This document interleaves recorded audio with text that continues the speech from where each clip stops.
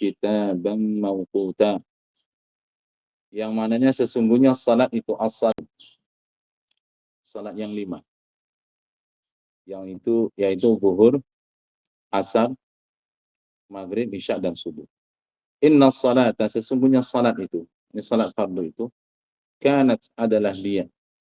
Alal mu'minin ke atas orang-orang beriman, kitaban suatu kewajiban, mauqutan yang terwaktukan. Jadi ada waktunya. Dan itu nas dari Al-Quran. Maka karena telah disebutkan dalam Al-Quran bahwanya salat 5 waktu itu adalah salat yang memiliki waktu, berarti wajib fardu ain untuk mengetahui waktunya, sebagaimana fardu ain untuk menunaikannya. Yani wajib atas setiap individu mukallaf, yani orang yang akil balik dan telah sampai kepadanya dakwah Islam, untuk menunaikan salat fardu. Hanya saja kalau mukallaf tadi orang kafir, masuk Islam dahulu, baru sah. Kalau orang kafir tadi, dia tidak masuk Islam sampai mati, maka kelak di akhirat dia akan disiksa karena kekufuran, juga disiksa karena meninggalkan salat. Karena dahulu di dunia dia bisa melakukan salat dengan masuk Islam dulu. Kesempatan telah diberikan, tapi kenapa dia tidak masuk Islam sehingga menunaikan salat? Nah, orang kafir itu kalau dia dalam masih keadaan kafir salat, semakin kafir dia. Tidak sah. Bisa dia hilangkan penghalang tadi, yakni kekufuran itu dengan masuk Islam, tapi dia tidak mau. Maka itu kelak di akhirat orang-orang kafir itu disiksa karena kekufurannya, juga disiksa karena meninggalkan salat.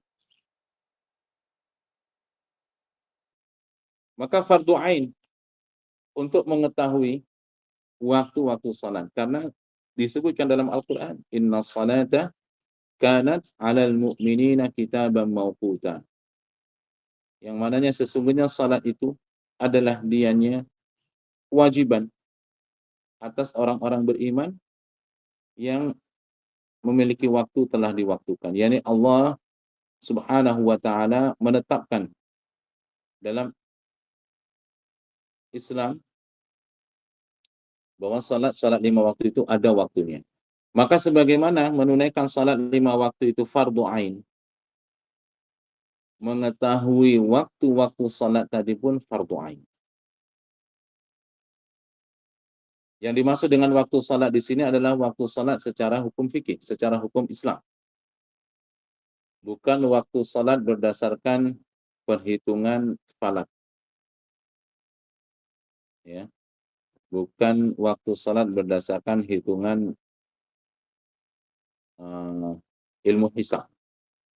Tapi adalah waktu salat yang berdasarkan ketentuan dalam fikih. Nah, dalam Al-Quran penjelasan bahwa salat 5 waktu itu adalah salat yang memiliki waktu.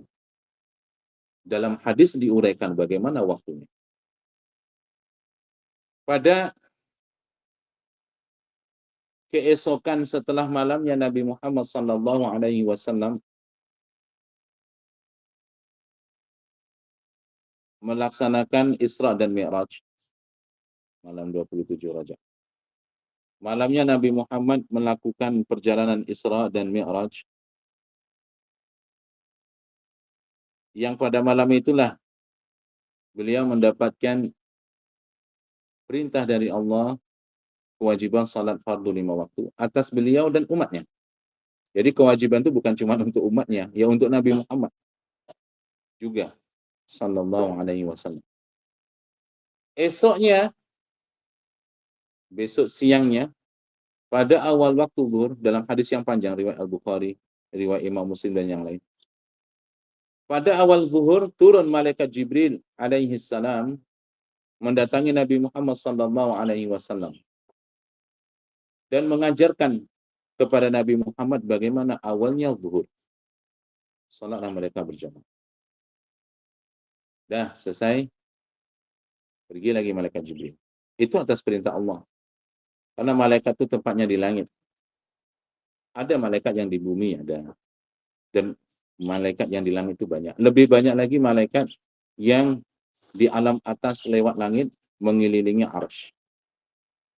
Jadi Langit itu tempatnya malaikat, sedangkan Allah Subhanahu wa taala ada tanpa bertempat. Allah tidak di langit, juga tidak dimanapun, tidak di mana-mana. Maka tangan kita berdoa, kita arahkan ke langit, itu perintahnya. Itu perintahnya dari Rasulullah. Karena langit sebagai kiblatnya berdoa. Dan dalam waktu-waktu tertentu, perintahnya Rasulullah, ini anjurannya. Kalau berdoa itu tangan diarahkan ke bumi. Pada waktu salat istisqa. Bukan berarti Allah di bawah. Sebagaimana bukan berarti Allah di bawah ketika berdoa di waktu tertentu tadi, di momen tertentu tadi, tangannya diarahkan ke bawah. Begitu juga bukan berarti Allah itu di atas, karena doa tangan kita diarahkan ke atas. Akan tetapi arah atas itu adalah arah kiblatnya doa. Langit itu kiblatnya doa. Kiblatnya ini arah menghadapnya.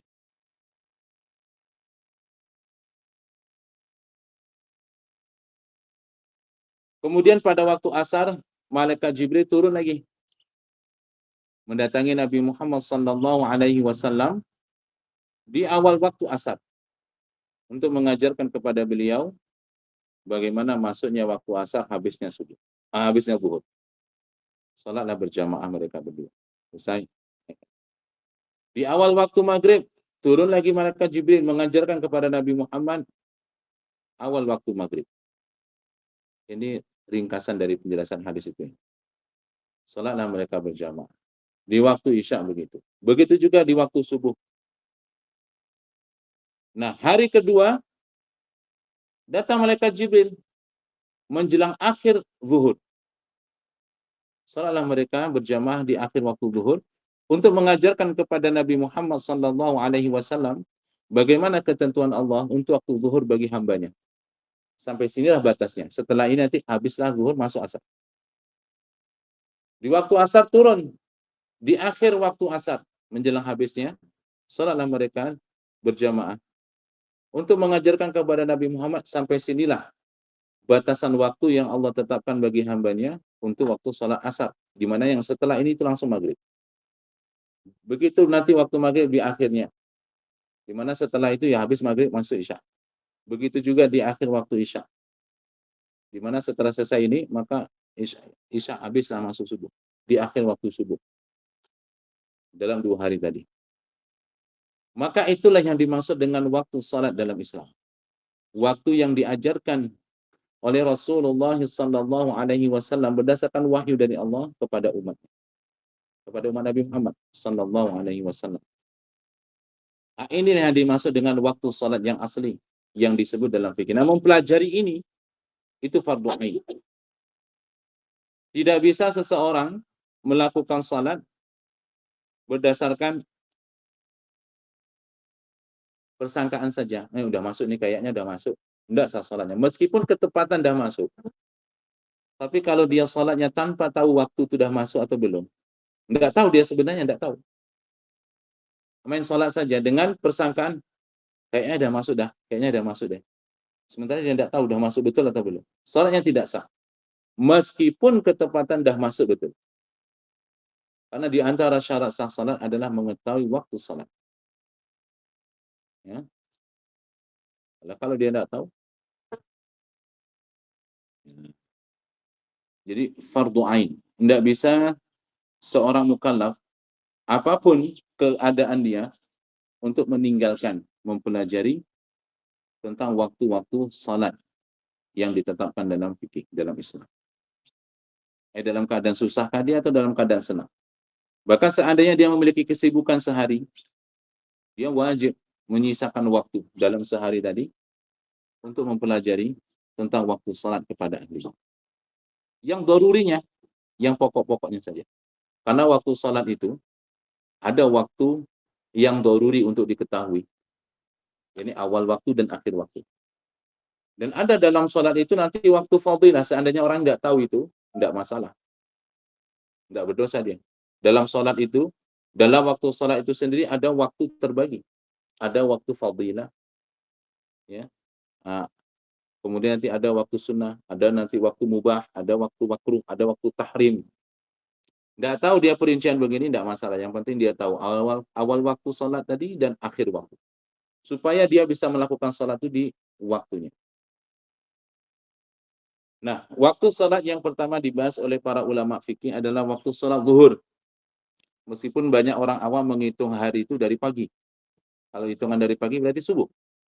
Namun dalam fikih tidak subuh duluan, zuhur. Karena begitulah salat yang dahulu pertama kali dilakukan oleh Rasulullah SAW setelah kewajiban salat fardu 5 waktu itu diberikan. Salat zuhur dahulu. Nah, sebelum salat 5 waktu ini ada salat juga yang diwajibkan kepada mereka oleh Allah Subhanahu wa taala, tapi bukan tersusun dalam waktu yang seperti yang 5 ini. Ya. Dan umat terdahulu dari kaum muslimin, dari umat-umat terdahulu, umat para nabi dan rasul terdahulu pun ada salatnya. Dan mereka memiliki waktu sendiri, sesuai dengan yang Allah tentukan untuk mereka waktu. Khusus untuk umat Nabi Muhammad, maka 5 waktu ini. Siapa yang menunaikannya dengan sempurna 5 ini sebanding dengan 50 waktu pahalanya.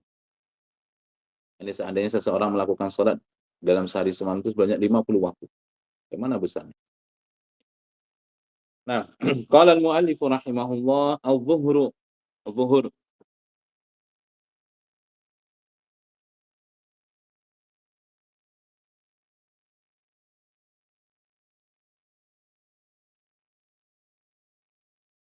Wa waktuha, dan waktunya, yakni waktu salat zuhur.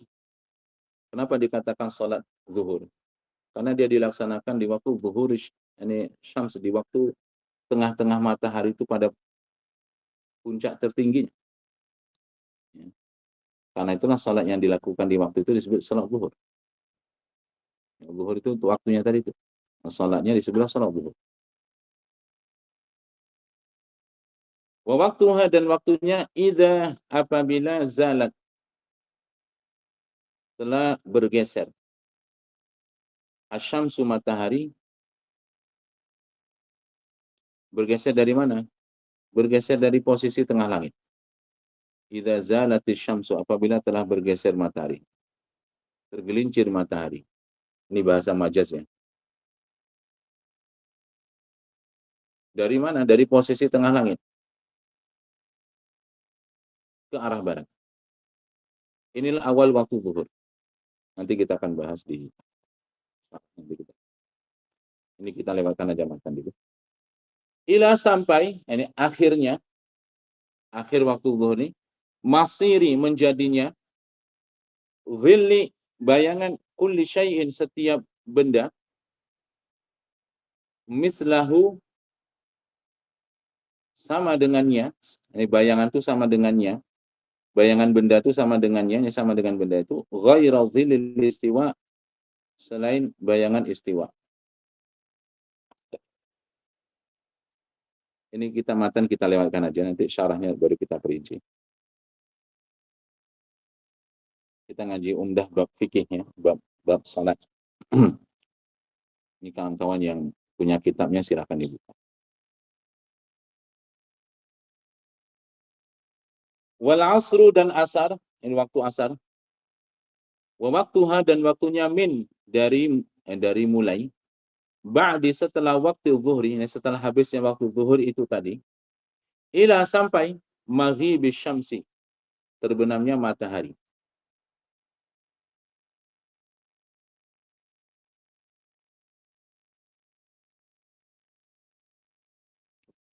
Sampai terbenamnya matahari.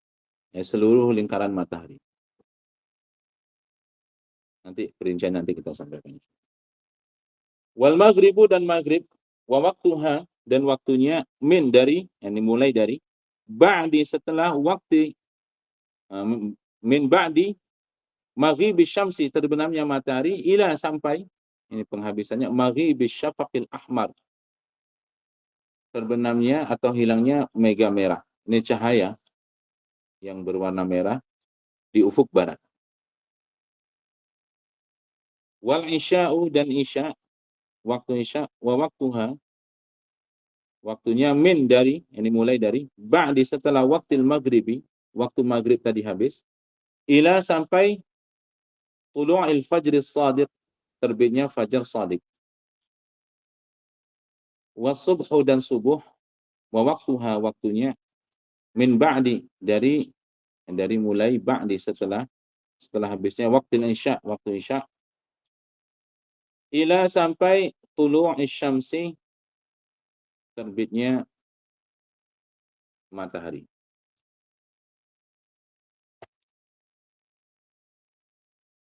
Qala al-mu'allifu asy-syam'u tajibu wajib ma'rifatu mengetahui awqati waktu-waktu hadhihi salawati. Ini salat. Yani wajib mengetahui waktu salat al-khamsi yang 5 ini. Ini fardu ain.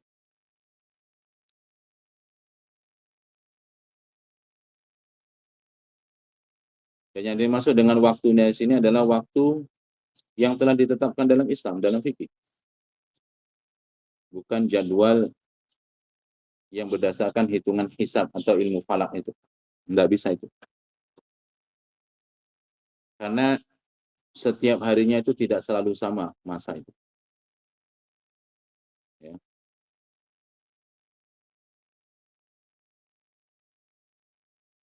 Wasairi, dan juga mengetahui semua perkara yang yata'allaqu, dianya berkaitan biha, dengannya salat. Yani wajib mengetahui waktu-waktu salat yang fardu 5 waktu itu secara fardu ain, dan juga fardu ain hukumnya, untuk mengetahui semua permasalahan yang berkaitan dengan salat 5 waktu, min ahkami had-daruriyah, dari hukum-hukum salat yang daruri, yang pokok. Jadi dalam salat itu ada permasalahannya yang daruri, yang fardu untuk sahnya dia, untuk sahnya salat tadi. Ada perkaranya yang dia sunnah. Seandainya lah seorang tadi tidak sempat dia mempelajari apa-apa yang sunnah-sunnah dalam salat, tapi dia mempelajari apa-apa yang fardu untuk sahnya salat. Arti apa perkara yang berkaitan untuk sahnya salat itu, kan fardu juga mempelajarinya. Maka dia tidak berdosa. Karena yang fardu sudah dia pelajari, dia terapkan. Seandainya dia tidak tahu yang sunnah-sunnah, dia tidak berdosa. Karena sunnah dalam salat itu sangat banyak. Bukan 1 atau 2, banyak. Sunnah dalam salat itu ada yang dia berkaitan dengan salat, tapi dia sebelum salat, di luar salat. Ada sunnah salat ini dia berkaitan dengan salat, yaitu langsung dalam salat itu sendiri. Ya. Nah, seandainya dia tidak tahu ini, tapi hukum-hukum daruri, hukum-hukum pokok, hukum-hukum wajib yang berkaitan dengan sahnya salat, dia pelajari dan dia terapkan, maka dia selamat dari dosa. Nah, seluruh perkara yang berkaitan dengan salat, kata Syekh, dari perkara-perkara daruri, wajib untuk dipelajari. Artinya apa? Salat 5 waktu itu tidak melulu tentang waktunya saja, di mana itu juga fardu ain. Juga salat 5 waktu itu tidak sekedar tentang bagaimana gerakan salat saja. Salat itu ada syarat sahnya. Ada syarat wajibnya. Ini siapa yang wajib salat 5 waktu? Harus tahu. Supaya jangan mewajibkan kepada orang yang dia tidak wajib salat untuk salat. Nah, dia harus tahu siapa yang wajib salatnya. Itu daruri. Supaya dia tahu pada dirinya, dia termasuk orang yang wajib salat apa enggak? Nah, itu dia. Karena kalau dia tidak tahu, ternyata dia termasuk orang yang wajib salat, pikir dia tidak wajib salat. Akhirnya dia enggak salat. Di antara syarat. Nah, kemudian ada syarat untuk sahnya salat. Nah, dia harus tahu bagaimana syarat untuk sahnya salat. Karena kalau dia salat, sementara ada perkara yang menjadikan salat itu tidak sah. Sebab dia tidak tahu, ternyata salatnya tidak sah. Salatnya tetap tidak sah.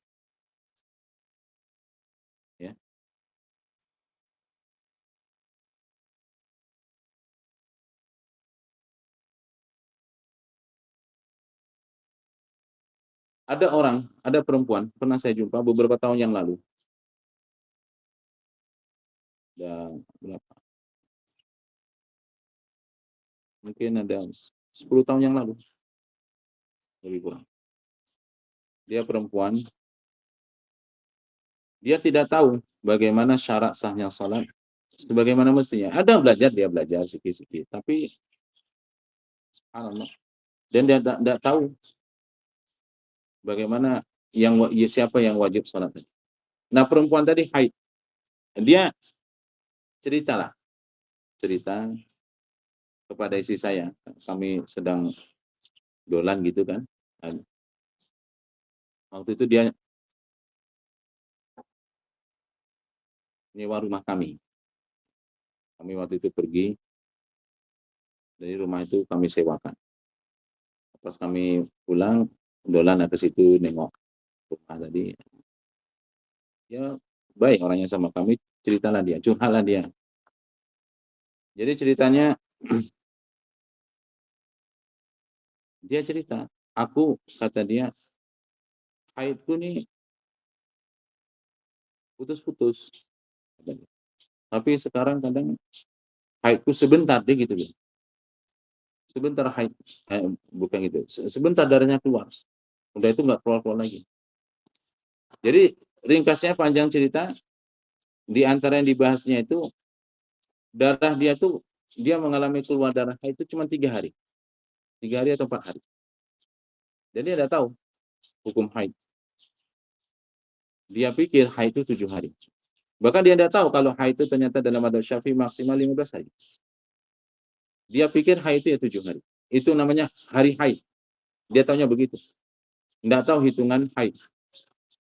Tahunya dia 7 hari itu hari haid. Ini selama 7 hari itu kalau udah haid, ya udah 7 hari itu hari haid. Padahal sudah 4 hari sudah berhenti. Kalau sudah berhenti, kan mandi wajib. Tidak nunggu 7 hari. Karena dia tidak tahu. Nunggu dia 7 hari baru mandi wajib. Berarti dia tidak tahu siapa yang wajib untuk salat. Ini orang yang suci dari haid. Tidak tahu dia. Ternyata kalau udah berhenti haid, ya berarti mandi wajib terus salat. Tidak nunggu 7 hari, meskipun haidnya sudah berhenti belum 7 hari. 7 hari itu kan umumnya, atau 6 hari itu kan umumnya. Tapi ada kadang perempuan haid itu cuma 3 hari, 4 hari, 5 hari, kadang. Ada bahkan cuma 3 hari. Ya kalau sudah berhenti haidnya, ya mandi wajib untuk salat. Artinya selama tadi masa beberapa hari, berarti kan dia tidak salat. Di mana memang sudah berhenti betul haid. Ya, berarti dia berdosa besar lah. Meninggalkan satu salat fardu tanpa udzur saja sudah cukup untuk menjadikan seorang ini fasik, terlaknat. Terlaknat. Bagaimana kalau berapa salat dia tinggalkan berapa? Ia wajib untuk bertaubat, menyesal dan mengqadha. Dia nggak tahu hukumnya, tidak menjadi alasan. Karena orang yang tidak tahu hukum, yang sudah dewasa itu sudah tua, tidak tahu hukum dia karena nggak belajar. Aku nggak tahu kata dia.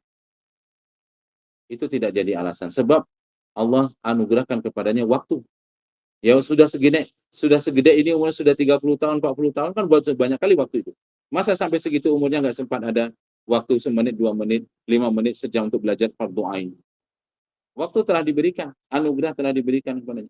Kesehatan juga telah diberikan. Kenapa dia nggak memanfaatkannya untuk mempelajari ilmu din al-daruri? Kalau katanya, nggak ada di kampung kok orang yang bisa mengajari. Wajib dia pergi dari kampung itu mencari orang alim. Kalau di kampungnya tidak ada. Kan begitu. Orang saja untuk kehidupan duniawi, sanggup dia musafir, berjauhan dengan keluarga, dengan anak istri, untuk memenuhi ekonominya. Yang padahal dah banyak pun dapat duit, dia mati ditinggalkan. Tuh. Nanti orang lain yang memanfaatkan itu kalau ada sisanya. Maksa tidak bisa menyisakan waktu meskipun beberapa menit atau beberapa jam dalam sekian tahun umur hidupnya untuk belajar ilmu din al-daruri. Apa yang berkaitan dengan salat fardu. Maka itu tidak jadi uzur. Ketidaktahuan itu tidak uzur. untuk dia selamat dari dosa. Berdosa dia. Nah, itu bahaya. Ya dinasihati, mau menerima nasihat. Oh, enggak tahu aku. Kayak mana kalau orang yang tidak mau menerima nasihat? Maka itulah wajib mengetahui waktu salat 5 waktu dan semua permasalahan daruri, permasalahan pokok yang berkaitan dengan salat 5 waktu untuk salat. Paham ya? Yang benar. Waqad qala, dan sungguh telah bersabda Rasulullah sallallahu alaihi wasallam, inna, sesungguhnya khiyara, orang-orang paling baik, ibadillah, dari hamba-hambanya Allah. Ini termasuk orang-orang yang mulia menurut Allah. Orang yang melakukan ini, yang disebutkan oleh Rasulullah ini, termasuk orang-orang yang mendapatkan kemuliaan, keridhaan dari Allah Subhanahu wa taala berupa pahala yang besar dan derajatnya ditinggikan. Siapa? Alladzina, ini orang-orang beriman yang yura'un, mereka itu senantiasa memperhatikan. Yura'un fi'lul mudhari. Artinya mereka memperhatikan. Baik sekarang ataupun nanti, itu betul terus. Asy-syamsa, matahari. Wal qamara, dan juga bulan. Wal adhillata, dan bayangan benda. Li dzikrillah ay lis salat. Kalimat zikrullah dalam hadis ini maksudnya salat. Untuk salat. Karena kalau untuk zikir lisani, subhanallah, alhamdulillah, tanpa ada batasan waktu, harus waktu sekian. Enggak, kapanpun dia berzikir, bisa. Kecuali apabila dia sedang BAB, dan BAB-nya sedang keluar. Yang sedang jongkok, dia sedang berak, itu kalau bahasa kitanya. Dan tainya itu sedang keluar, itu tidak dianjurkan berzikir. Atau dia sedang kencing, saat sedang kencing itu tidak dianjurkan berzikir. Tapi kalau selain waktu seperti ini, berzikir secara lisan, maka dianjurkan. Dianjurkan. Maka bukan zikir ini yang dimaksud dengan zikrullah dalam hadis ini. Ini salat. Karena kalau zikrullah dalam artian membaca Allahu Akbar, subhanallah, tanpa ada batasan waktu untuk mengkhususkan melakukannya. Nah, tapi dalam salat ini disebutkan pujian Rasulullah terhadap orang-orang beriman yang memperhatikan peredaran matahari, memperhatikan ukuran bayangan, dan memperhatikan timbul terbitnya bulan. Untuk zikrullah ya berarti untuk salat. Karena dalam salat itu terdapat di situ banyaknya zikrullah. Okay? Maka berarti ini adalah perintah dari Rasulullah terhadap umatnya. Bagaimana untuk mengetahui waktu-waktu salat. Ini dengan melihat matahari, dan melihat bayangan. Ini melihat bayangan memanjang, memendek, atau mengarah kemana. Dan melihat bulan. Ini awal bulan. Pada hari-hari tertentu. Ya. Hasanahu, menghasankannya. Ini hadis ini dihukumi hasan. Hadis ini hasan. Al-Hafidhu Ibnu Hajarin. Al-Imam Al-Hafidh Ibnu Hajar Al-Asqalani. Beliau ulama pertama yang mendapat julukan Amirul Mukminin fil hadis. Fil Amali, dalam kitabnya Al-Amali. Badul Amali.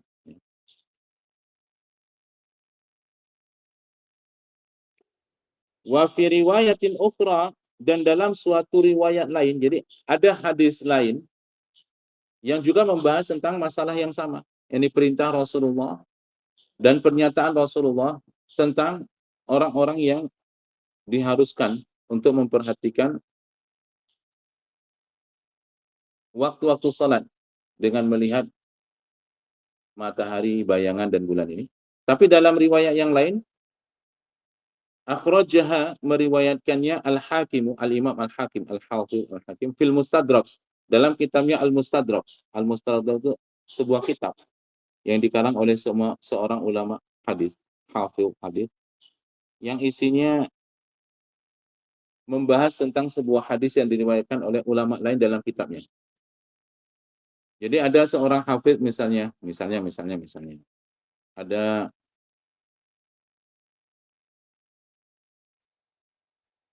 kita misalkan Al-Imam Al-Bukhari misalnya. Ada dia sebuah kitab misalnya. Dalam kitabnya itu beliau hanya meriwayatkan hadis saja tanpa menyebutkan perawinya. An fulan, an fulan, an fulan, an fulan, an Rasulillah. Nah, beliau sebutkan qala Rasulullah. Nah, ada kemudian orang-orang yang belajar ilmu hadis atau mempelajari tentang sanad hadis, mereka tidak tahu ini hadis riwayat siapa. Datanglah ulama setelahnya menyusun, menjelaskan ini hadis ini siapa perawinya. Yang perawi ini tidak disebutkan di situ. Maka kitab dia ini disebut mustadrak. Jadi disebutkan situ an fulan, an fulan, an fulan. Menjelaskan tentang hadis tadi. Apa yang sengaja ditinggalkan oleh ulama pertama tadi, kemudian beliau uraikan. Itu fadilah daripada kitab mustadrak. Allah yu'allimuna.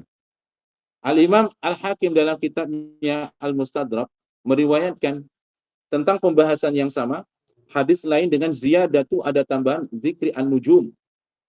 Jadi kalau dalam riwayat yang tadi kita baca, alladzina yura'una asy-syamsa wal qamara wal adhillata. Tiga perkara. Tapi dalam riwayat lain ada tambahan wan nujuma. Jadi 4. Bintang. Lidzikrillah untuk salat. Yani ada tanggal-tanggal tertentu atau waktu tertentu diketahui apabila telah muncul bintang ini berarti sudah masuk maghrib. Nah, itu dia. Dengan bulan, nanti tanggal-tanggal tertentu, maka diketahui apabila muncul ini, misalnya di awal bulan. Kalau sudah muncul bulan sabit, berarti pasti matahari sudah terbenam. Berarti masuk maghrib. Terutama itu di awal bulan. Karena bulan sabit itu hanya akan muncul setelah matahari terbenam. Tidak muncul dia bulan sabit itu sebelum matahari terbenam. Apabila bulan sabit telah muncul, berarti sudah habis matahari terbenam. Masuklah maghrib berarti. Nah, kadang mungkin kejadian di suatu wilayah, orang ini melakukan muraqabah. Dia tunggu matahari terbenam, tapi terhalang kabut pada sejajar dengan posisi titik poros terbenam matahari.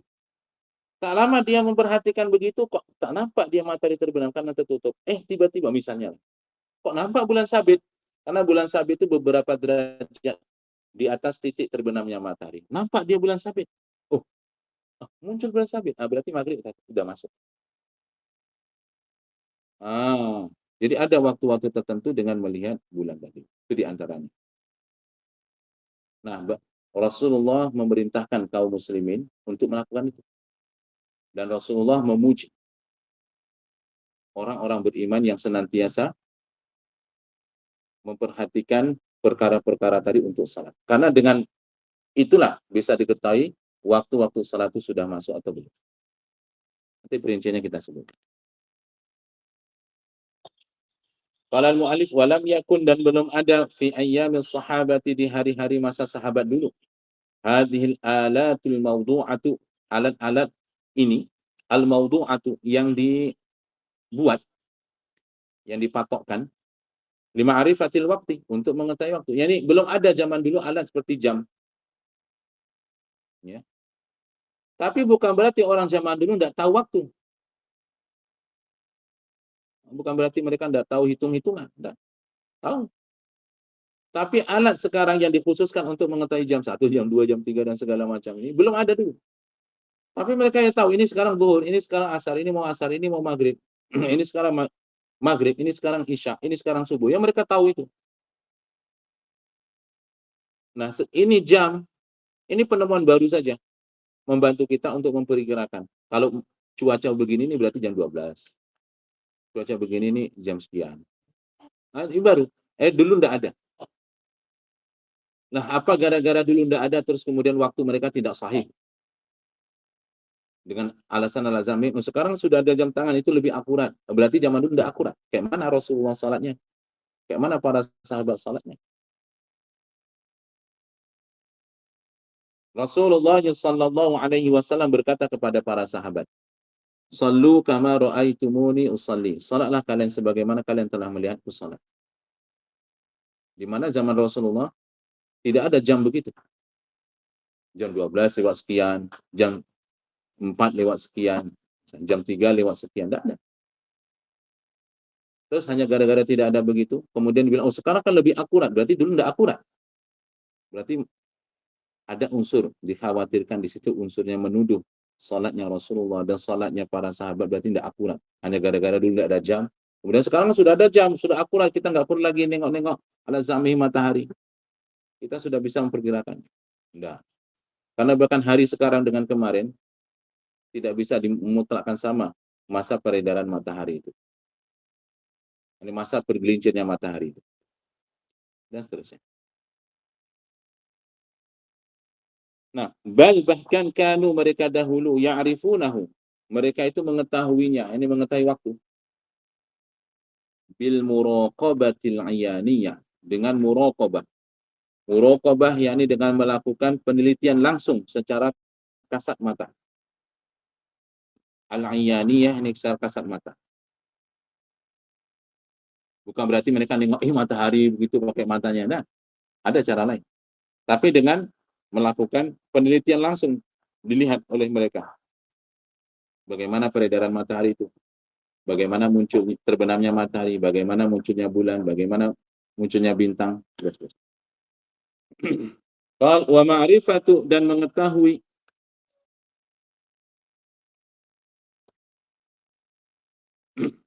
al-mawaqitil asliyati, al-mawaqit waktu-waktu al-asliyah, waktu-waktu asli. Allati yang 'allamaha, telah mengajarkan tentangnya ar-Rasul sallallahu alaihi wasallam as-sahabata, kepada para sahabat dahulu. Fardu ainin adalah fardu ain. Al-ain individu. Jadi fardu atas setiap individu, alal mukallaf atas orang mukallaf, al-balighul aqil alladhi balaghathu da'watul Islam. Jadi Rasulullah mengajarkan kepada sahabat dahulu bagaimana waktu-waktu salat. Dan mereka yang melakukan salat sesuai dengan ajaran Nabi. Nah, mengetahui itu adalah fardu ain. Karena kemudian sahabat mengajarkan waktu itu juga kepada generasi setelah mereka, kepada generasi tabi'in. Dan tabi'in mengajarkan waktu yang sama itu kepada tabi'ut tabi'in. Tabi'ut tabi'in mengajarkan waktu yang sama itu pula kepada generasi khalaf. Yani pada abad 301 Hijriah. Ulama jadi 301 mengajarkan ke 302 dan terus sampai sekarang. Itu ada dan itu tersimpan dalam kitab-kitab para ulama yang menjelaskan tentang masalah waktu salat. Maka mempelajarinya itu bisa. Jadi dia fardu ain. Kalau di kampungnya tak ada orang yang tahu, wajib dia musafir. Fardu ain, wajib dia musafir untuk mendatangi orang yang bisa dia belajar dengannya tentang waktu salat. Ngantuk. Masih banyak lagi waktu. Nah, sampai sini paham? Qal wala yajuzu, dan tidak boleh, yani haram. Tarku, meninggalkan ta'allumiha, meninggalkan mempelajarinya. Tidak boleh orang meninggalkan mempelajari waktu-waktu salatnya tadi. I'timadan, dengan berpatokan ala pada ma, apa yang amilahu, dibuat dianya itu an-nasu, oleh orang-orang zaman sekarang, oleh sebagian orang zaman sekarang. Jadi nggak bisa orang itu beralasan, oh sekarang kan sudah ada yang dibikin orang itu. Terus mereka nggak mau belajar hukum tentang waktu salat itu bagaimana yang aslinya. Min, ini berupa ta'yini, menentukan mawaqita, waktu-waktu. Ini sekarang sebagian orang kan membuat perkiraan waktu, disebut dengan jadwal salat. Tapi berdasarkan apa? Penentuan dengan hasil perkiraan. Di mana dalam hukum Islam tidak berlaku untuk waktu salat dengan perkiraan. Dia harus hukum pasti, karena ada nasnya. Karena ada nasnya. Ada ajarannya langsung. Maka tidak bisa seseorang meninggalkan mempelajari tentang waktu salat ini dengan alasan udahlah, dah cukup kan, dah ada dibikin orang. Waktu-waktu kan sudah disebutkan, itu sudah diajari orang. Ya. I'timadan ala ma 'amilahu an-nasu min ta'yin mawaqita lil muduni. Dengan berpegangan pada apa yang dibuat oleh sebagian orang sekarang berupa penentuan waktu-waktu lil muduni untuk kota-kota. Nah, mereka menentukan jadwal salat di kota ini sekian. Katanya kan udah ada itu, enggak perlu kita belajar lagi capek-capek lagi. Loh, yang menulis itu siapa? Kamu yakin dia seorang yang siqah? Kayak mana kalau dia sembrono? Kal-Qahirah, seperti kota Kairo, wa Dimashq, kota Damaskus Syria, wa Halaba, kota Halab, wa nahwi dzalika, dan semisal itu. Riau misalnya, Duri, Dumai, Jakarta, Semarang, Medan. Mereka bikin masing-masing gitu. Kemudian alasan, kan udah ada itu jadwal gitu, ngapain capek-capek alasannya? Lah ya just haram. Kalau seseorang sholat langsung berpatokan total dengan jadwal perkiraan sholat yang dibikin berdasarkan hisab falak tadi, tidak sah sholatnya. Bil ijma'. Karena dia dalam keadaan tidak yakin sholat sudah masuk waktu, dan tidak tahu dia. Meskipun ketepatan sudah masuk betul. Karena aslinya dia menunaikan tadi dalam keadaan tidak tahu waktu sudah masuk atau belum. Okay. Lianna, karena dukhul al-awqat, masuknya waktu-waktu itu yakhtalifu, akan berbeda.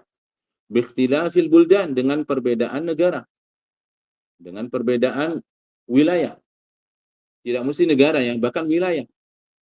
Itu tidak mesti sama antara menitnya. Riau saja, Provinsi Riau, berapa besarnya? Tidak mesti sama antara Pekanbaru dengan Bengkalis misalnya. Ya, karena jarak mereka berapa jam. Durasi antara terbitnya matahari di daerah sini dengan daerah sini itu tidak mesti sama. Masa itu saja yang berbeda itu mempengaruhi waktu salat.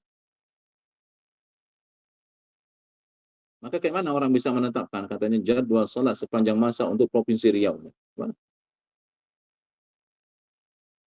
Terlebih lagi kalau dia mengatakan jadwal salat se-Indonesia Raya. Maka jadwal itu tidak boleh dijadikan patokan asli. Cuman mungkin seseorang dengan dia telah mempelajari fardu ain tentang waktu salat, dia melakukan muraqabah. Kemudian ditengok jadwal yang dibuat orang itu dengan hasil muraqabahnya. Setelah dia belajar begitu, dia lewatkan dari jadwal perkiraan yang dibikin orang itu. Dia lewatkan beberapa menit. Tidak langsung pas-pas. Misalnya di situ dibikin zuhur jam 12.10, nah jam 12.10 dia sholat, tidak bisa. Lewatkan daripada itu. Lewatkan beberapa menit. Entah lewatkannya 10 menit misalnya. Dilewatkan lagi. Baru kemudian dia sholat. Jangan ngeplek waktu itu. Kalau begitu tidak bisa.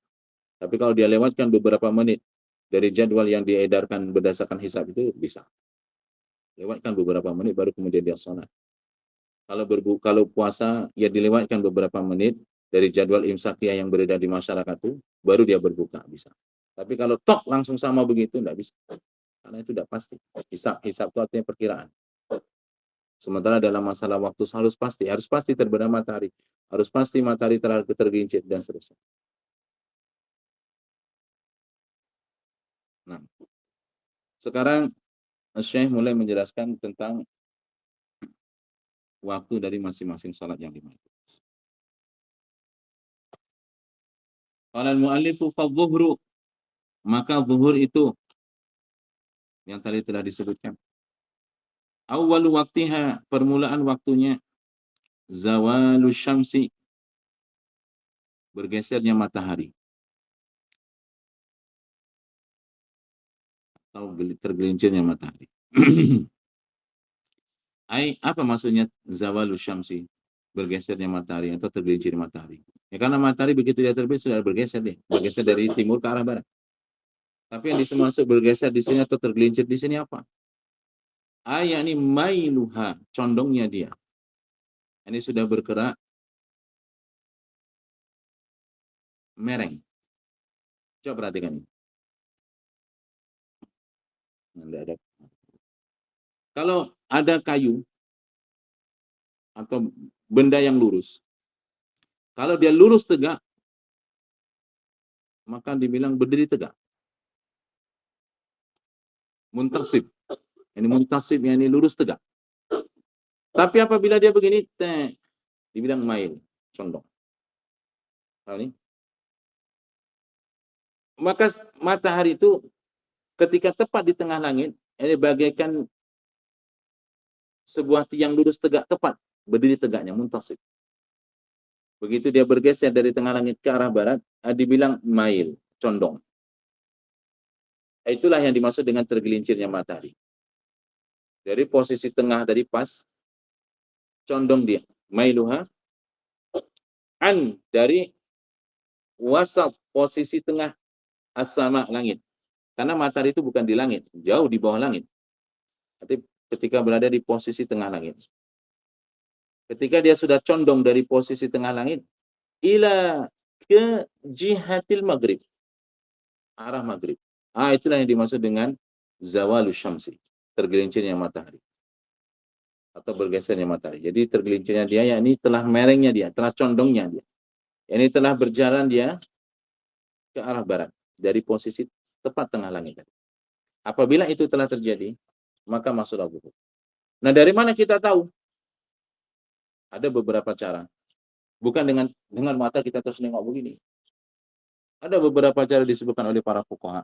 Beberapa cara mengetahui matahari sudah bergeser dari tengah langit ke arah barat. Ada disebutkan oleh para fuqaha. Di antara caranya adalah dengan melihat bayangan benda. Itu sebagaimana disebutkan dalam hadis tadi. Wal awillata. Ini di antara caranya. Masih ada cara yang lainnya. Dengan cara itu pun diketahui matahari sudah bergeser dari tengah langit ke arah barat.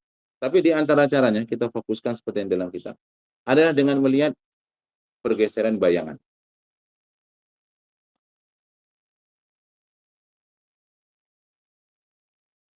Para fuqaha menjelaskan, dengan metode yang satu ini, kita cari media tanah, atau kita siapkan media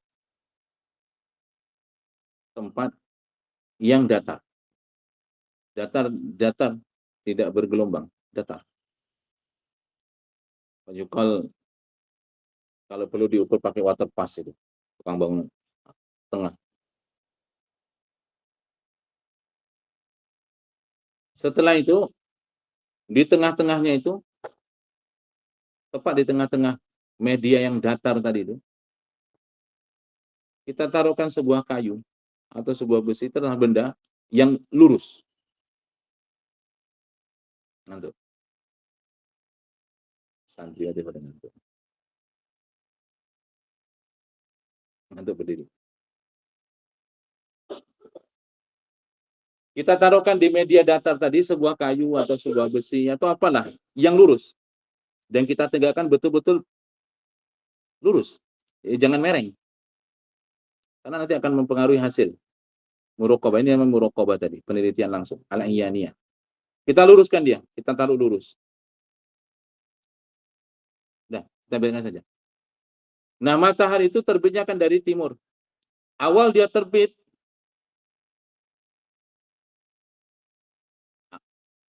tinggi, nampaklah bayangan benda tadi dalam fikih disebut dengan syakhis. Disebut dengan apa? Syakhis. Itu di arah barat bayangannya. Panjang.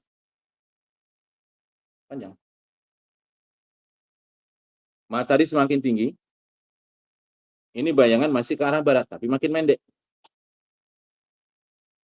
Semakin tinggi matahari, bayangan ini masih ke arah barat, tapi makin pendek. Baik.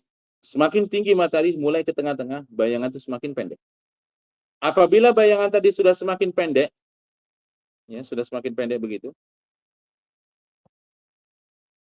kita tandai, terserah dengan garis, kaltana atau spidol atau pena atau apa. Kita tandai, karena bayangan ini sudah semakin pendek sekali. Kita tandai, garis ini.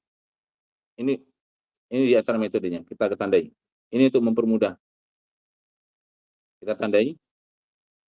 Makin tinggi matahari, itu makin pendek lagi. Tandai lagi. Kalau udah makin pendek itu, kita standby di situ. Karena kita perlu muraqabah. Kita harus standby di situ. Jangan tinggal pergi. Karena udah pendek betul. Makin pendek. Standby di situ. Ya kalau itu panas, pakai topi lah. Asal jangan dipayungi aja syakhisnya dah, nggak apa-apa. Kalian berpayung nggak apa-apa. Tapi syakhisnya jangan dipayungi, karena kita butuh melihat bayangan dia. Nah, kalau dipayungi, kayak mana lempar bayangan? Kita perhatikan terus, makin pendek, kita tandai terus. Makin pendek, makin pendek. Tuh, makin pendek. Dia, di sebagian tempat di dunia ini, ada muncul begitu. Ada muncul ini, akan kita bahas. Sampai itu. Nanti akan sampai dia pada titik, pendek, makin pendek lagi. Begitu kita garis. Berarti bayangan itu makin pendek. Akan sampai dia pada titik, setelah kita kasih garis pendek, top, pada titik tertentu, dia tidak memendek lagi. Bahkan balik memanjang. Kembali dia memanjang. Dan mulai bergeser ke arah timur. Mulai bergeser ke arah timur. Nah, dengan bayangan tadi tidak lagi memendek, pada garis terakhir dia tidak lagi mendek lagi. Tapi balik memanjang lagi. Berarti matahari sudah bergeser dia. Dari posisi tengah langit ke arah barat. Sudah bergeser. Itulah dia. Itu di antara cara untuk mengetahui bahwasanya matahari sudah bergeser dari posisi tengah langit ke arah barat. Masuklah wudhu. Sampai sini paham? Paham? Garis terakhir tadi yang kita buat itu jangan dihapus. Hapus saja garis terakhir nggak apa. Tapi garis terakhir yang dimana bayangan itu sampai pada garis terakhir tadi tidak mendek lagi tapi balik panjang, itu garis terakhir. Seukuran berapa itu bayangan? Itu namanya bayangan istiwa. Istiwa ada posisi tepat di tengah. Tepat di tengah langit. Itulah namanya bayangan istiwa. Apa bayangan istiwa? Ini bayangan benda ketika matahari tepat di tengah langit. Apa bayangan istiwa? Bayangan benda ketika matahari tepat di tengah langit. Ini bayangannya disebut dengan bayangan istiwa. Bayangan benda ketika matahari tepat di tengah. Ini bayangan istiwa. Itulah bayangan istiwa. Sampai sini paham? Di sebagian negara tidak ada bayangan istiwa ini. Begitu matahari tepat tengah langit, tidak nampak bayangan di bawah. Ya.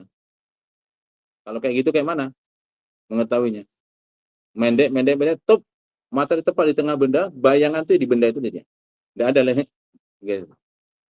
Mengetahui matahari sudah bergeser ya kalau ada muncul bayangan lagi. Tapi di banyak negara kayak di Indonesia ada bayangan istiwa. Nah, itu. Jadi bayangan istiwa adalah bayangan benda ketika matahari tepat tengah langit. Di mana setelah itu bayangan kembali memanjang. Nah, bayangan istiwa ini bayangan paling pendeknya benda.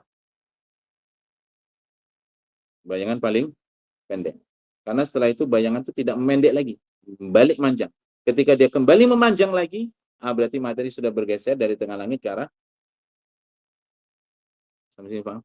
Masuklah buku. Oke?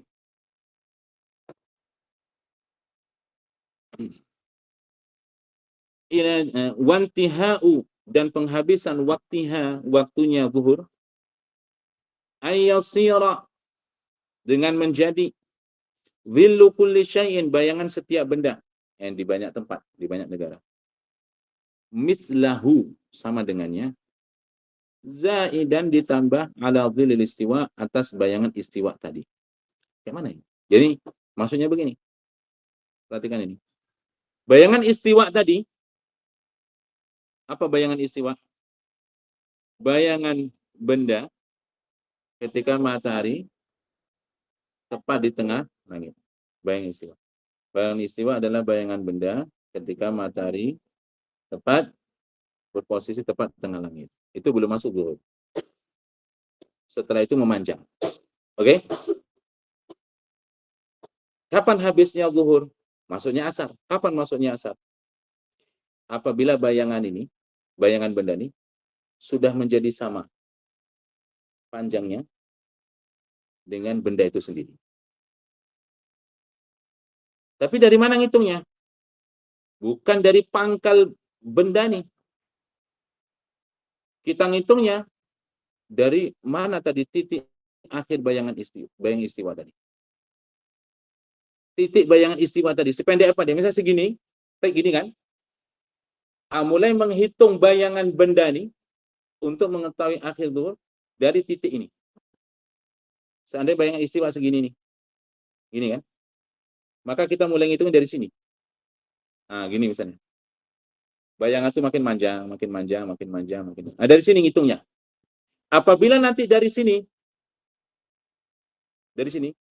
manjang, ke arah timur, manjang.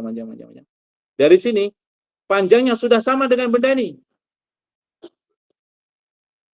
Habislah waktu zuhur. Maka itu saya mengatakan zaidan ala istiwa ini, berlebih dari istiwa. Berarti istiwa ini nggak dihitung. Dia lebihan dari istiwa ini. Ya, paham ya? Lebihan dari istiwa ini dia untuk menghitung panjang bayang tadi. Apabila setelah lebihan dari istiwa ini, lebih daripada istiwa ini, bayangan itu sudah menjadi sama dengan bendanya, masuklah asar. Habis itu. Artinya istiwa ini nggak dihitung. Sampai sini paham? Nah, itulah dia. Itulah menghitungnya. Itu zaidan ala istiwa. Ini ala dhiril istiwa. Ini berlebih daripada bayangan istiwa tadi. Itulah dia. Dari kelebihan itulah mulai ngitungnya kita. Apabila kelebihannya itu bayangan itu sudah sama dengan ini, berarti sudah masuk asar. Kalau belum sama lagi kelebihan dari istiwa tadi, bayangan itu masih belum sama. Berarti belum masuk asar. Karena itu perlu tadi kita menandai bayangan istiwa. Kalau memang benda itu ada istiwanya. Kita kasih garis. Setelah itu kelebihan kita tinggal mengukur aja lah. Kita ukur, udah sama belum dengan ini. Tak kayu kan, tak lidi kan. Sama ya?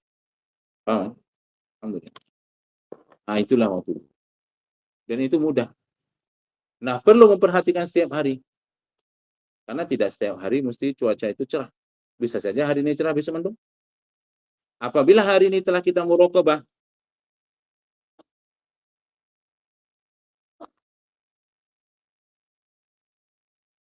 hari ini kita telah muraqabah dengan kita bawa jam. Kita tengok peredaran matahari, perpanjangan bayangan tadi. Pada titik masuknya waktu zuhur, bergeser kan? Langsung kita tanya, oh hari ini zuhur masuk jam 12 sekian, berdasarkan muraqabah. Kita tulis. Nanti asal kita tulis. Besok kita ingin muraqabah lagi, ternyata mendung. Maka dari hasil muraqabah semalam, kita lebihkan beberapa menit. Baru itu dia hikmahnya. Tidak di waktu yang sama. Semalam misalnya jam 12.10 masuk berdasarkan muraqabah kita. Ya hari ini jangan 12.10 kita sholat zuhurnya. Lewatkan lagi. Kita lewatkan 5 menit. Karena sebenarnya hasil muraqabah. Kita lewatkan 10 menit misalnya. Kita lewatkan saja. Itulah hikmah fadilahnya daripada muraqabah itu. Tapi kalau orang tidak muraqabah, tidak tahu sama sekali waktu. Maka itu tidak sah orang yang sholat tidak tahu waktu. Karena dia tidak menjamin itu sholat itu di waktunya apa tidak. Tidak sah sholat sebelum masuk waktunya. Tanpa uzur. Baik. Nah.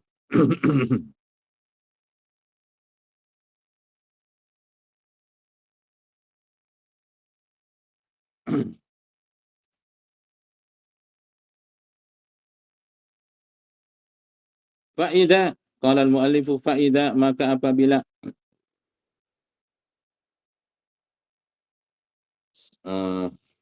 sara telah menjadi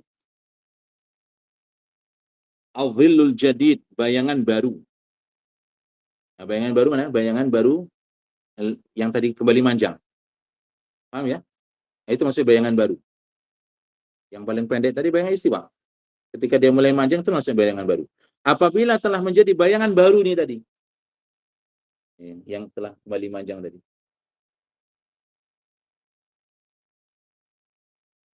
Ba'da setelah tarhi, ini melewatkan dhilil istiwa, bayangan istiwa itu tadi. Ini setelah kita tidak hitung bayangan istiwa, itu bayangan baru tadi. Mithla syai'i, seperti sesuatu itu sendiri. Ini seperti benda itu. Ini udah sama ukurannya dengan syakhs tadi.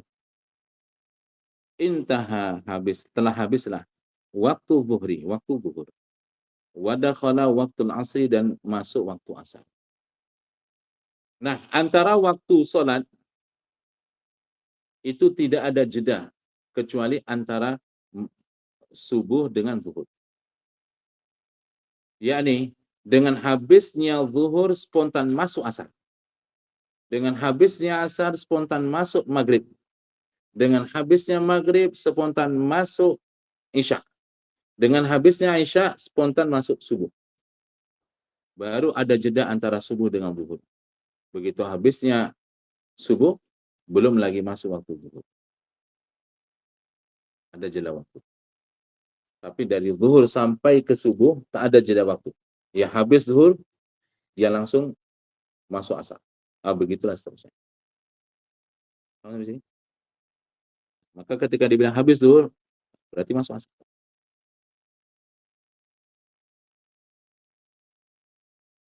Ila isya namanya. Sampai jam berapa? Ila istirahat.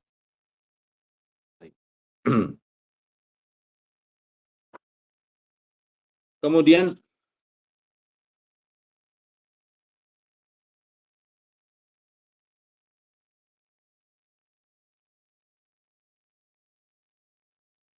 wadakhala waktu asri, dan masuklah waktu asar. Nah, wa dhillul istiwa, dan bayangan istiwa itu tadi, huwa dhillu, dia adalah bayangan.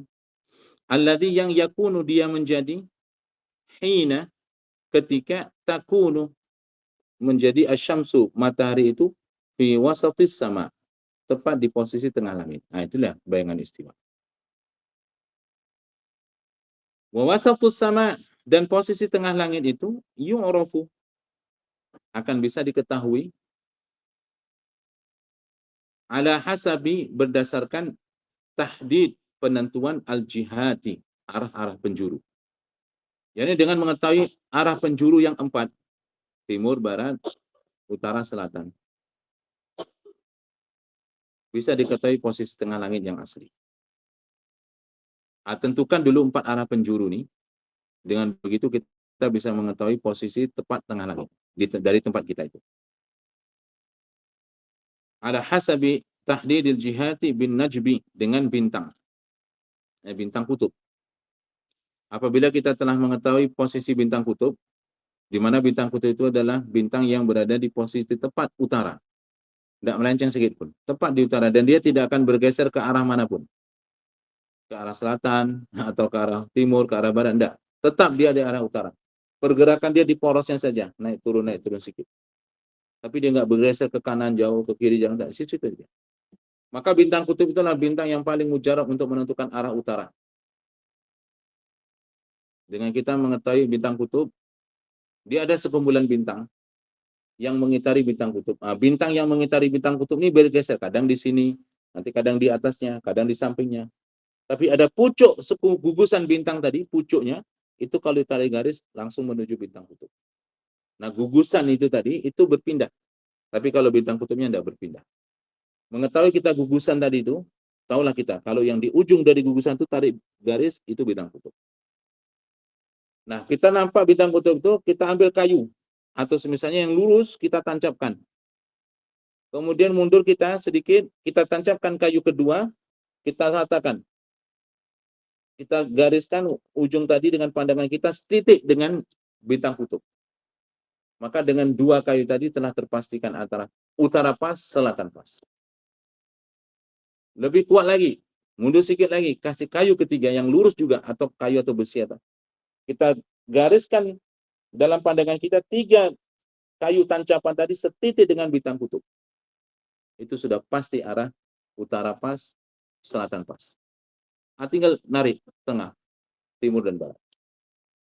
Kayu yang paling tengah tadi sudah dipastikan begitulah posisi tengah langit. Kalau kita lurus, karena lurus. Ayo setengah. Bayangan dia tadi untuk mengetahui bayangan istiwa atau bayangan itu bertambah atau berkurang. Paham ya? Insyaallah lain waktu kita bahas kayak mana gugusan bintang itu. Au bil busilatil mujarrabah, atau dengan kompas yang mujarrabah. Kompas yang mujarrab. Tidak semua kompas ini mujarrab. Aplikasi kita ini pun tidak bisa dibilang mujarrab. Bagaimana kompas mujarrab? Kita beli kompas yang sekiranya itu akurat. Kita bawa untuk melihat bintang kutub dengan mata kita. Setelah itu, setelah terpastikan bintang kutub, garis tadi, kompas kita ini kita samakan dengan arah itu. Kita cocokkan. Nah, setelah kita cocokkan, maka dibilang mujarrabah. Itu diantaranya. Jadi kompas itu bukan mengetahui arah kiblat. Jangan salah paham. Kompas itu bukan dibuat untuk mengetahui arah kiblat. Kompas itu dibuat untuk mengetahui arah. Mana barat, mana timur, mana utara, mana selatan. Paham ya? Nanti masalah kiblat nanti kita bahas. Jadi aslinya kompas itu bukan untuk mengetahui arah kiblat. Dia untuk mengetahui arah penjuru. Nanti insya Allah ketika kita bahas masalah kiblat kita masuk situ. Baru kita ketahui, baru kita menggunakan kompas untuk mengetahui kiblat dengan melihat kita ini sebelah mananya Ka'bah. Nah, itu dia. Tapi asalnya kompas bukan untuk mengetahui kiblat. Paham ya? Kompas itu asalnya untuk mengetahui 4 penjuru. Ada yang kompas mujarrab, ada yang tidak.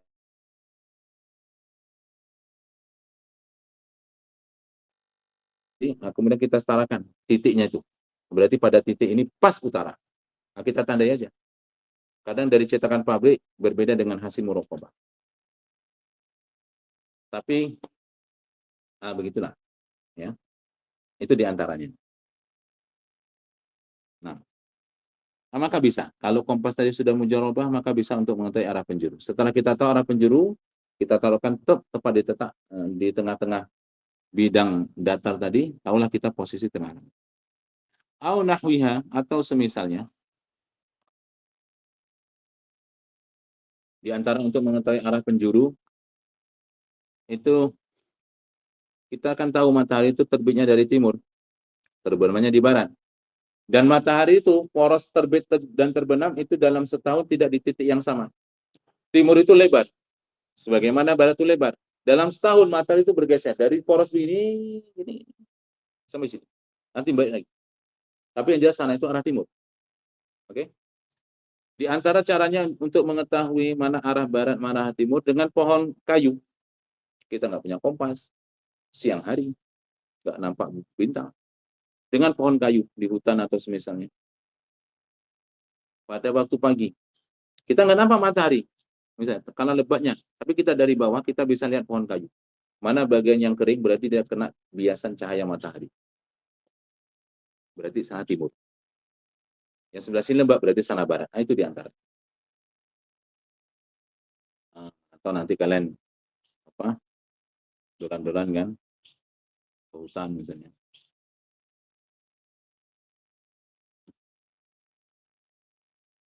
Qala al-mu'allifun najmul qutbi, bintang kutub itu muhimun, adalah penting.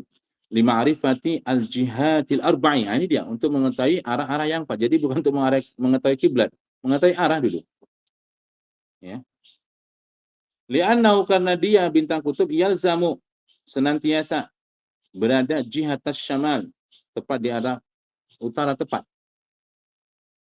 Yudbatu, dipastikan, maudhi'uhu, posisinya, fil laili, malam hari. Ini di daerah yang tidak banyak cahaya, biasanya di waktu-waktu maghrib menjelang isya, ketika sudah mulai gelap betul, itu bisa ditengok. Di sebagian negara bisa ditengok. Kalau di daerah kita ini agak sulit menengoknya. Daerah kita di Duri, ini agak sulit menengoknya. Bisa di daerah tertentu yang lapang, kemudian tidak ada pantulan cahaya dari sudut sana sini, sudut utara, bisa ditengok, tapi agak payah. Di sebagian negara mudah ditengok betul bintang kutub. Seperti di Lebanon, dari Lebanon tuh bisa ditengok bintang kutub. Naik kita ke daerah yang tinggi pada waktu maghrib menjelang isya itu, Sebelum bintang yang lainnya banyak. Dan memang sudah gelap, bisa ditengok bintang kutub. Ya. Yugbaku dipastikan maudhi'uhu posisinya fil laili di malam hari. Wa tughrazu dan ditancapkan khasyabatun satu kayu lurus. Ala tijahihi sesuai dengan arahnya. Nah, itu tadi seperti yang saya bilang. Summa kemudian fin nahari di siang hari yunzaru dilihat, diperhatikan. An-nazar melihat dengan perhatian. Ya. Yunzaru itu dilihat, diperhatikan ila dhilli ke bayangan. Ala hasabihi sesuai dengan patokan arahnya.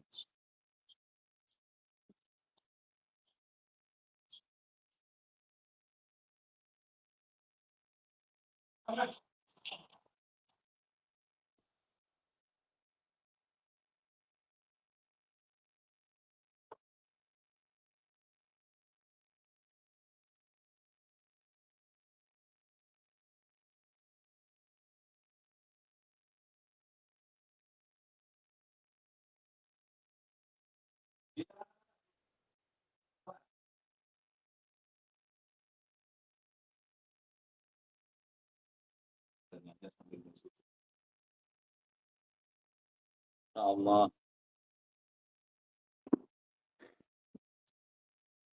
Jadi siang hari baru kemudian ditengok bayangan benda.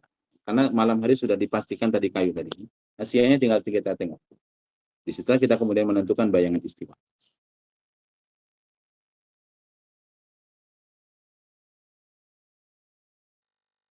Karena zaman sekarang sangat sedikit orang yang mengetahui ini. Banyak yang mengaji kitab, tapi zaman sekarang sedikit yang memahaminya. Saya pernah jumpa dengan beberapa orang yang pernah mondok. Ya kata dia di pesantrennya juga ngaji kitab kuning. Kalau udah ngaji kitab kuning, terlebih lagi yang ngaji kitab fikih, tidak akan lepas ini. Bahkan dalam kitab yang terkenal di Indonesia, Fathul Qarib, gitu, Matan Abu Syuja, itu disebutkan. Tapi sebagian tidak paham. Maka yang penting itu bukan banyak ngajinya, yang penting itu faham. Sikit ngaji dan faham lebih bagus daripada banyak baca tapi tidak paham. Ada orang namanya Ahmad Ibn Taimiyah Al-Harrani. Sesat dia. Hafalan dia satu perpustakaan, ini hafal betul.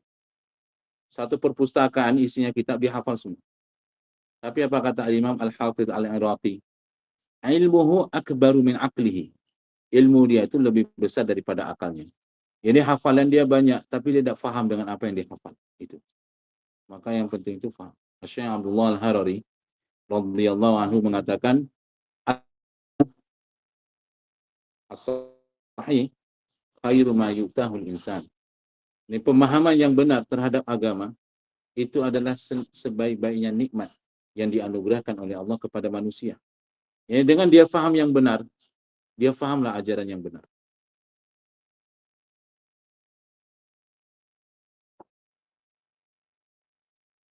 Subhanallah. Tapi kalau tidak paham, baca kayak mana pun ya. Maka memahami masalah ini penting. Duduk hadir dengan hati dan badan dan pikiran. Karena kalau tidak paham, kita rugi sendiri. Kita akan diminta pertanggungjawaban atas waktu kita. Fima afna. Dalam perkara apa akan dihabiskan. Kan begitu kata Rasulullah. Qala al-mu'allifu wa amma waktul maghribi. Sekali lagi ya.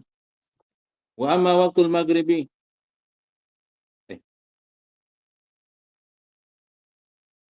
Ya. Wa amal waktu maghribi, adapun waktu maghrib, fayadkhulu maka akan masuk bimaghribi dengan terbenamnya kursi syamsi. Kursi yang di lingkaran. Benda, asyamsi matahari, kullihi semuanya. Secara real, secara nyata. Bukan sekedar pandangan kita. Secara nyata dia harus terbenam. Kenapa? Dengan terbenam matahari ini, habis waktu asar masuk maghrib. Nggak ada jeda ya. Secara real, yang secara aslinya harus terbenam. Bukan secara pandangan mata kita saja. Karena kadang begini. Kadang di sebagian daerah, pada titik terbenamnya matahari ada gumpalan awan. Gumpalan mendung. Dalam pandangan kita, karena ada mendung tadi, matahari sudah terbenam. Namun realnya dia belum. Bagaimana kita mengetahui? Di daerah pegunungan. Ini kalau itu daerah pegunungan atau di daerah perkotaan yang ada gedung-gedung tinggi. Di pucuk-pucuk gedung tuh masih nampak cahaya matahari. Berarti belum terbenam real ya. Atau kalau kita daerah pegunungan, kita tengok ke pucuk gunung-gunung itu. Nampak kita di arah barat sana matahari terbenam. Tapi kita tengok di pucuk gunung masih ada biasan cahaya matahari. Kalau matahari itu masih membias, nampaklah cahaya itu. Di pucuk gunung itu masih membias lagi. Kemudian di timur sana masih terang lagi. Berarti real matahari belum terbenam. Nampak kita saja. Karena ada penghalang di pucuk tadi. Makanya dimaksud terbenam sini seluruh lingkaran matahari secara pastinya. Bukan sekedar tengok kita saja. Untuk memastikan tuh kalau ada di belakang kita pohon-pohon tinggi, kalau ada pohon tinggi atau gunung tinggi, kita tengok di pucuk-pucuk tuh. Kalau masih ada lagi biasan cahaya matahari, berarti masih ada pucuk matahari belum terbenam. Berarti belum habis kursus syams itu. Terlebih lagi, kalau di timur sana masih terang. Karena biasan matahari itu kan kuat, membias. Apabila matahari itu sudah terbenam habis, pasti di timur sana gelap. Pasti itu. Dan tidak ada lagi nampak cahaya itu di pucuk-pucuk gedung, gunung, atau pucuk pohon yang tinggi menjulang. Tidak nampak lagi. Kalau sudah begitu, berarti tidak pasti dia terbenam. Ini yang dimaksudnya. Paham ya? Tapi kalau masih nampak lagi sedikit bagian matahari itu berarti belum masuk maghrib. Berarti masih ada asar. Kalau itu bulan puasa ya belum bisa berbuka. Paham ya? Wayantahi dan habis dianya waktu maghrib.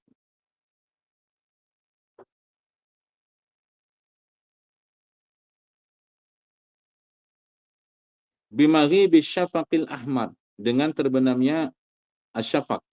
Ufuk. Ini cahaya merah. Al-ahmar. Di kaki langit sebelah barat. Wasyafaqul ahmar. Ufuk merah itu. Mega merah itu ya. Kalau orang bilang. Huwal humratu. Dia adalah cahaya merah. Warna merah. Allati yang tadharu akan muncul ba'da maghibi syamsi, terbenamnya matahari. Kalau matahari belum terbenam, itu mega merah belum muncul lagi. Cahaya kuning itu berarti masih ada biasan matahari. Dia merah, bukan kuning. Fi jihatil maghrib, di arah baratnya, di ufuk barat.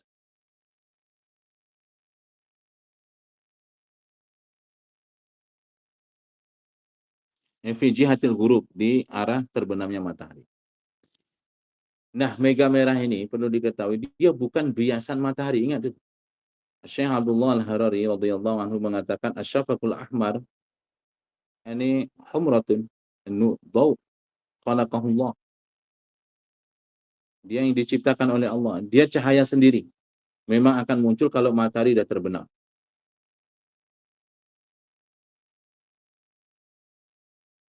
Kalau ngantuk berdiri. Santri pada ngantuk. Memang dia cahaya sendiri. Bukan biasan matahari itu mega merah. Ya. Kalau cahaya biasan matahari, siratan cahaya matahari dia kuning. Ini dia merah. Kalau sudah muncul mega merah itu, terbenamlah matahari. Karena dia akan muncul kalau matahari terbenam. Nah, apabila itu sudah muncul, berarti matahari terbenam. Selagi mega merah itu cahayanya masih ada, selagi itu maghrib masih ada. Maghrib ini waktunya singkat. Di antara waktu yang paling singkat, waktu maghrib.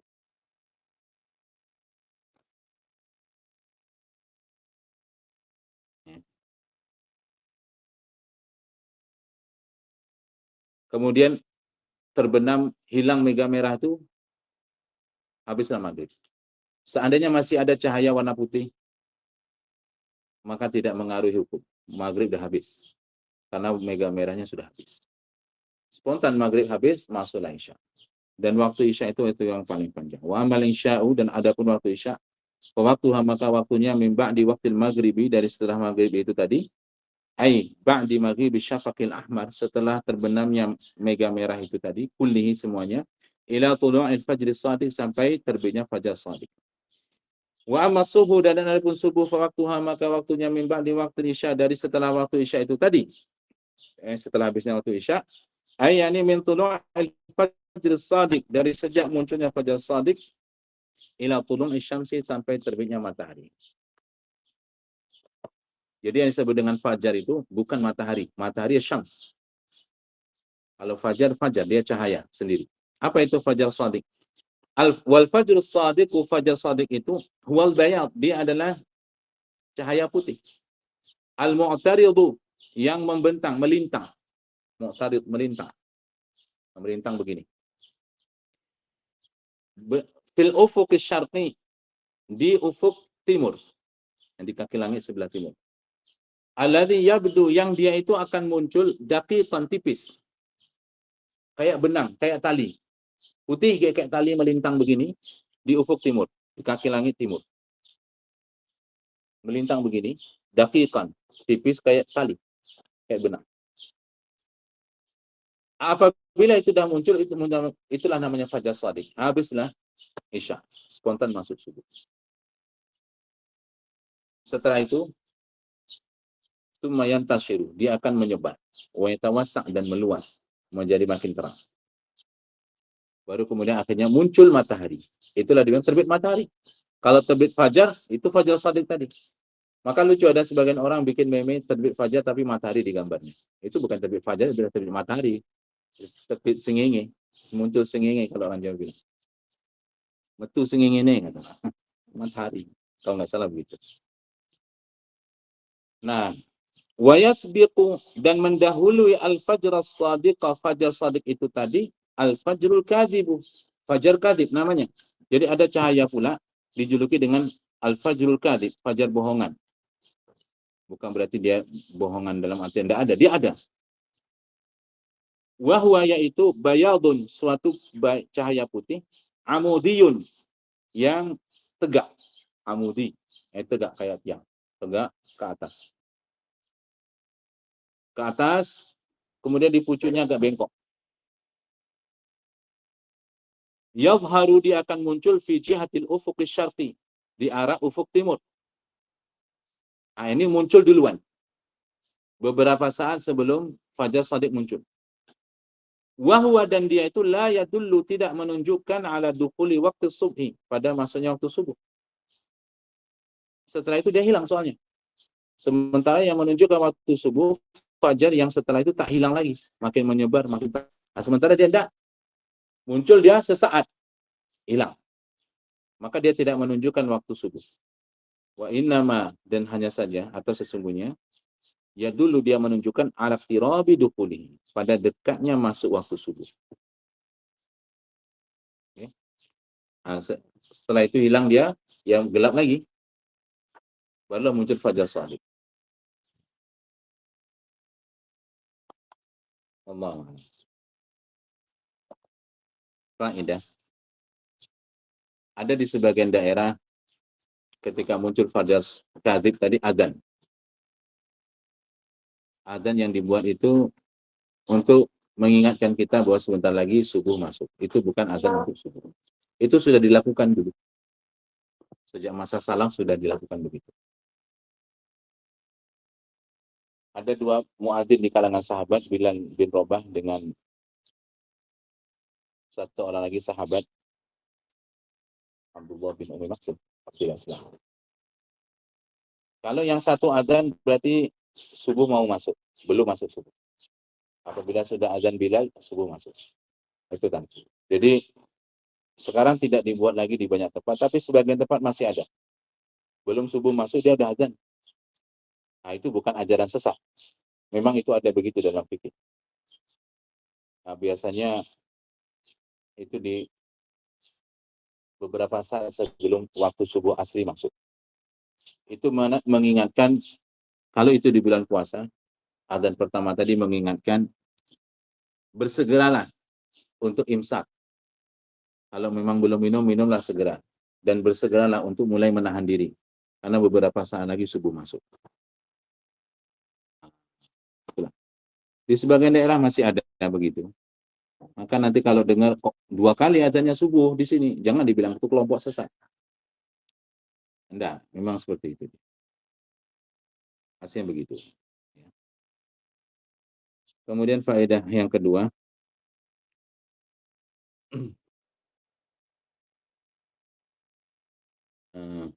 kitab Umdah ini ada sebagian pendapat ada fikih, ada akidah ya kan.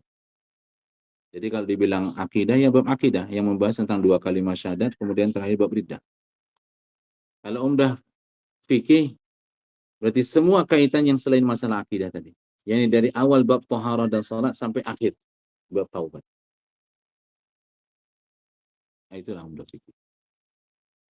Jadi nanti jangan dibilang, kamu ada ngaji fikih enggak? Enggak ada, aku ngajinya bab muamalat. Itu fikih. Salat, kajian fikih. Muamalat, kajian fikih. Hutang piutang, kajian fikih. Nah, nanti dibilangnya, aku nggak pernah ngaji fikih. Di pondok pernah nggak ngaji tentang masalah fardu kifayah? Pernah. Nah, itu kan fikih. Itu fikih semua. Jadi jangan bilang, nggak pernah, nggak ada kami ngaji fikih. Gimana nggak ngaji fikih? Jadi muamalat itu apa? Fikih. Fikih itu bukan masalah sholat, puasa saja. Bukan masalah taharah saja. Fikih itu berkaitan dengan ibadah dan muamalah. Itu fikih semua. Bahasanya fikih semua. Jadi jangan nanti bilang nggak pernah ngaji fikih. Cuman babnya beda-beda. Ada bab salat, ada bab wudu, ada bab haji, ada bab muamalah, ada bab taubat. Paham ya? Nah, wallahu a'lam. Terakhir, sama-sama kita selalu menghafal mukhtasar ini ya. Mempelajari ilmu din al-daruri itu fardu ain. Siapa yang sudah mempelajarinya, maka dibilang dia alim. Tetap terhadap materi tadi. Dia pun harus mengajarkan kepada orang lain. Tapi siapa yang sudah ngaji terus lupa, karena itu adalah fardu ain untuk mempelajarinya, lupa dia, wajib dia untuk mengulanginya. Mengulanginya dengan belajar lagi atau dengan murojaah. Bagian yang sudah dia pelajari. Maka di antara yang membantu kita untuk selalu mengingat tadi adalah menghafal. Menghafal matan mukhtasar. Meskipun yang daruri itu banyak, tapi dalam mukhtasar itu adalah perkara daruri yang cukup untuk fardu ain. Maka menghafal mukhtasar itu adalah suatu hal yang penting. Seperti kita menghafal lagi ilmu din al-daruri yang sudah kita talaki. Karena tidak boleh orang melupakannya. Kalau lupa dia wajib dia untuk mempelajari ulang atau memurojaah. Dan barakah daripada menghafal mukhtasar itu la syakka fi, tidak diragukan lagi. Dulu ada salah seorang murid Syekh Abdullah Al-Harari, awal-awal dia ngaji mukhtasar. Dia sudah kenal dengan murid-murid Syekh sejak mondok di pesantrennya. Tapi awal pertama kali dia belajar mukhtasar itu setelah dia tamat mondok masa kuliah. Dan dia belum pandai nahwu, enggak pandai sorof, enggak bisa dia tahu i'rabnya akal tu enggak tahu. Zaidun qa'imun pun enggak tahu dia i'rabnya apa. Enggak tahu dia bahkan apa itu mubtada, apa itu khabar, enggak tahu dia. Fi'il itu pun bahkan dia enggak paham. Fi'il madhi, fi'il. Tanya fi'il perbuatan dah gitu doang. Tapi dia menghafal mukhtasar dan itulah awal pertama dia belajar mukhtasar. Sebelumnya yang ngaji ilmu din al-daruri yang dipilah-pilah materi bermateri daripada murid-murid Syahbullah. Nah, ketika dia menghafal mukhtasar, dia berazam, yang bertekad akan menghafalnya. Dengan segala kekurangannya tadi. Pergi dia ke salah seorang ustadz itu, pergi dia ke Ustadz Muhyiddin, Ustadz Ansari. Ustadz, kayak mana harokatnya? Ada ustadz yang lainnya, Ustadz harokatnya kayak mana? Pergi dia ke Syekh, harokatnya. Harokat, dia tanya harokat. Arti dia tak paham. Yang paham dia apa yang ditalakikan saja. Tapi harokat dia nanya dulu. Karena kan tidak ada harokatnya. Sekarang saja mukhtasar yang berharokat sudah dicetak dulu ya. Diharokati terus dihafal, diharokati dihafal. Hafal-hafal. Malam hari dia menghafal, habis isya ngafal di ruang tamu gitu. Di ruang tamu tempat majelisnya murid Syekh Abdullah itu. Tiba-tiba seperti dia bangun. Seperti dia enggak tidur. Seperti dia tidak tidur. Di ruang itu juga. Di ruangan majelisnya Jamiah tadi itu. Di ruangan Syahamah itu saja. Jadi katanya dia duduk di dinding itu, di posisi di mana para ustaz-ustaz itu kalau ngajar dia duduknya situ. Rasulullah Muhammad sallallahu alaihi wasallam bersender tepat di situ, di mana guru-guru itu kalau ustaz-ustaz Syahamah itu kalau ngajar di situ. Dulu ustaz senior ya. yang sudah kiai-kiai itu. Ustaz Muhyiddin, Ustaz Ansari, Ustaz Khalil, Ustaz ada Saiful Anwar. Kalau ngajar ya duduknya di situ. Di Buaran 2 waktu itu. Ya duduknya di situ. Bersandar begitu. Nah orang tadi, murid Syahrul tadi, duduk pas di depan Rasulullah, lututnya berdempetan. Berdempetan. Maka nampak dengan jelas dia dalam mimpi tadi bagaimana rupanya yang dilihat tadi. Tidak 100% seperti yang disebutkan dalam hadis tentang rupa Rasulullah, tapi mungkin sekitar 45 atau 55%. Lebih dari 50%. Mirip seperti yang disebutkan tentang sifat Rasulullah. Dia menyampaikan hadis, langsung hafal. Kemudian Rasulullah menyebutkan namanya, Fulan, disebutkan namanya. Fulan, uktub, tulis. Ditulis di papan tulis yang dipakai untuk ngajar di Syahama itu. Ditulis. Hadis tadi panjang 2 baris. Setelah itu ada beberapa orang di majelis itu, datang satu orang masuk. Dia pincang, kakinya pincang. Ada satu orang di situ menertawai orang tadi.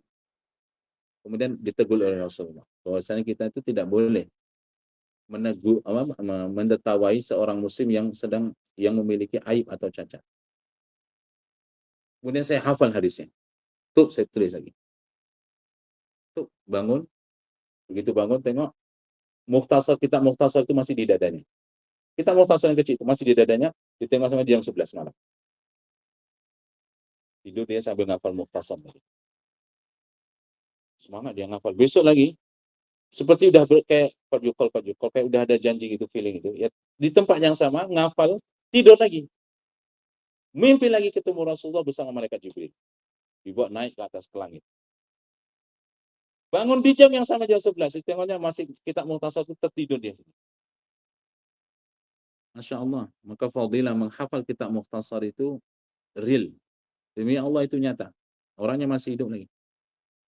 Nanti insya Allah bisa jumpai. Nanti saya tunjukkan. Real. Dan orang ini